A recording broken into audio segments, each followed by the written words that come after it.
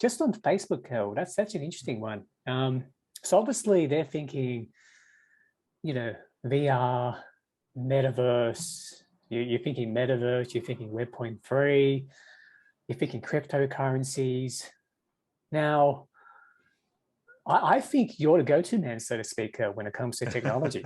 And how do you see that sort of interplay of smartphone, the Oculus, which I believe is quite a big device that goes on your head. Dare I say, I think Apple is heading into the space as well. Where is technology taking us, Kel? I think the vision for a lot of these companies has always been Star Trek. If you think about it, Interesting. the think about the things that we used to watch a Star Trek, the tablet that they used to have. We have that. The communication devices that are practically invisible to the eye, where they can tap on the little Star Trek logo and they can chat through some sort of technology where there is no Bluetooth headset. But that's the vision. So I think they want the connection through technology to communicate without it being so invasive. You have to hold the phone. It could be the watch. It could be the VR headset. It could be the Apple glasses or whatever it might be. But they're almost trying to untether us from the phone because it's so invasive. Like it's there. I think they want to get to a point where it's almost seamless, where you don't feel like you're communicating. Like, if I want to make a call to Jeff, do I really need to pick up my phone? Not really. I can ask Siri, I can ask Alexa, I can ask Google to do that.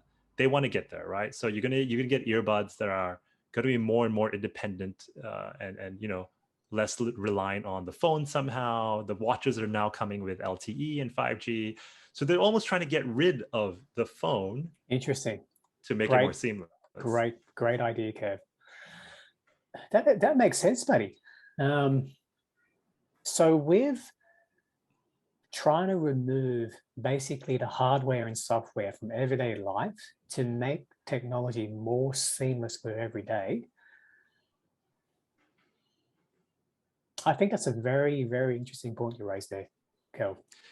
Yeah, and when you think about kids, I'm not sure where I saw this, but they did a survey amongst kids, and one of the questions was, how much time do you spend offline? And a lot of the kids didn't understand what that meant. They basically said, what do you mean offline? I had to think a bit to see what you were talking about. Yeah, so the question was quite poorly worded, right? It's basically, how much time do you spend on the internet? But to the kids that grew up with the internet, there is no such thing. My kids are a good example, right? They can talk to Google. They come home, they can easily open the ABC iView app on my Chromecast TV and play Bluey or Play School. It's so ingrained in their day-to-day, even without a phone. So I think that's where we'll get to, right? Smart devices, light bulbs, audio everywhere. You'll come to a point where you wouldn't need your phone. And that's where I think the companies want to get to.